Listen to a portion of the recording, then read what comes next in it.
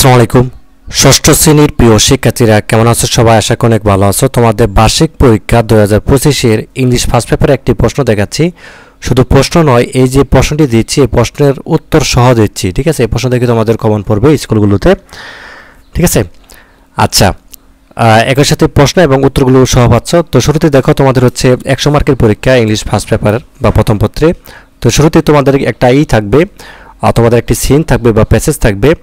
যেমন এখানে দেওয়া আছে দ্য এফিএল টাওয়ার, ঠিক আছে, is latest tower in Paris, it was built in 1889, ঠিক আছে?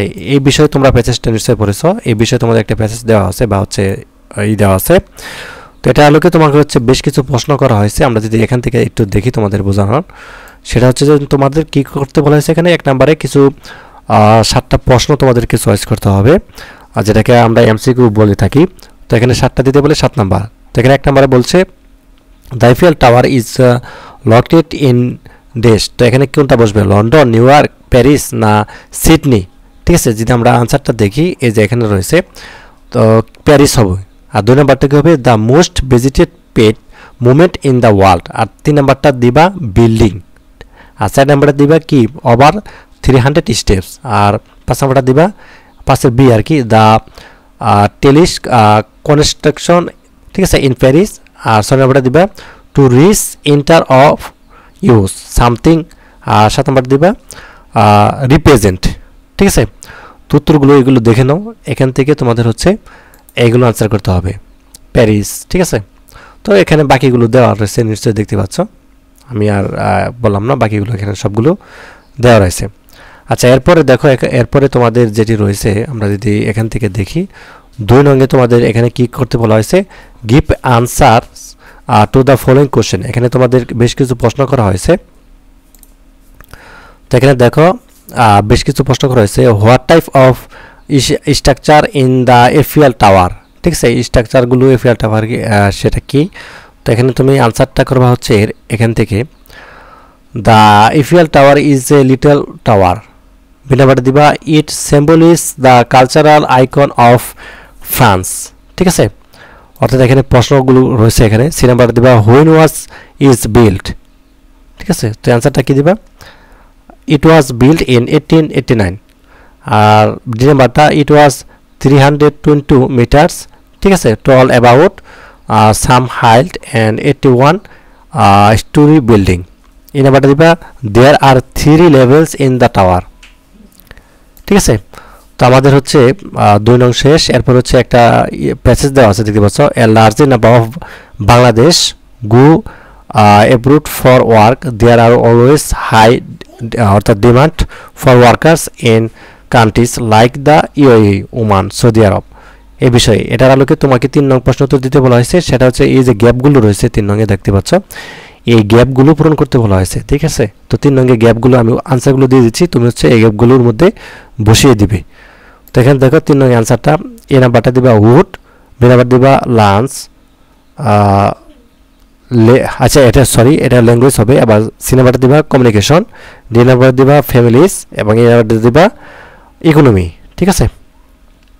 আচ্ছা, এরপরে হচ্ছে 4 নঙ্গে কী রয়েছে? সিনোনিম এবং অ্যান্টোনিম রয়েছে। তো এখানে বলছি অ্যাব্রোড, এটার অ্যান্টোনিমটা কী হবে? আর ডিমান্ড, এটা হচ্ছে সিনোনিমটা কী হবে? হার্ড ওয়ার্কিং, অ্যান্টোনিমটা কী হবে?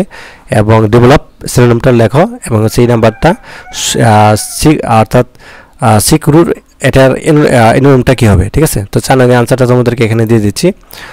তো এ নাম্বার দিবা লোকাল, বি নাম্বার দিবা নেট, এবং সি নাম্বার দিবা লেজি, এবং ডি নাম্বারটা দিবা ইমপ্রুভ, এবং এই নাম্বারটা দিবা লস, ঠিক আছে? আচ্ছা, এরপর দেখো তোমাদের 5 নঙে এখানে কি বলছে? কমপ্লিট করতে বলা হয়েছে। সেটা হচ্ছে যে এখানে তোমাদের যে প্যাসেজটা দেওয়া আছে, এখানে এই যে প্যাসেজটা ভালোভাবে দেখে নাও। এখানে একটা প্যাসেজ দেওয়া আছে, এটার আলোকে 5 নং তোমার এখানে গ্যাপগুলো পূরণ করতে হবে। এখানে গ্যাপ রয়েছে, যেখানে গ্যাপ রয়েছে, এখানে এগুলোর মধ্যে গ্যাপগুলো রয়েছে, এগুলো পূরণ করতে বলা হয়েছে। তো 5 নঙ্গের আনসারটা তোমাদেরকে দেখাচ্ছি। 5 নঙ্গে দিবা হচ্ছে ইতালি, 2 নাম্বার দিবা 1844, ঠিক আছে? আর 3 নাম্বারটা দিবা টক নার্সিং জব। আর 4 নাম্বার দিবা আগস্ট 13, 1910, এবং 5 নাম্বার দিবা এট হোম ইন লন্ডন। আচ্ছা, এরপরে দেখো 6 নঙে কী করতে হবে? 6 নঙে তোমাদেরকে এখানে যেটি বলছে read whether following statements are true or false. 6 নঙে, ঠিক আছে?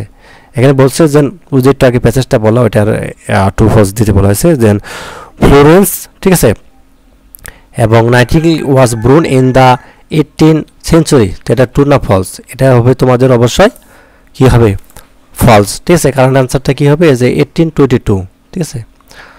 তো তারপর দেখো বি নাম্বার, এটাও ফলস হবে এবং সি নাম্বারটা 2 হবে, ডি নাম্বার 2 এবং ই নাম্বারটা 2 হবে, বাকিগুলো দিয়ে দিবা। তারপরে 7 নংয়ে দেখো একটা সামারি লিখতে বলা হয়েছে। তো 7 নংয়ের যে সামারি এটা হচ্ছে লিখে দিবা, এখান থেকে এই পর্যন্ত একটা সামারি লিখে দিবা, ঠিক আছে। আচ্ছা 7 নংয়ের পরে হচ্ছে আমাদের 8 নং। 8 নংকে কলমে এবং বি থেকে তোমাকে হচ্ছে ম্যাচ করে 5টি সেন্টেন্স লিখতে হবে, সেটা হচ্ছে এরকম, ঠিক আছে। এই যে এটা লিখে দিতে পারো, যে 8 নংয়ে এরকমভাবে হচ্ছে লিখে দিবা।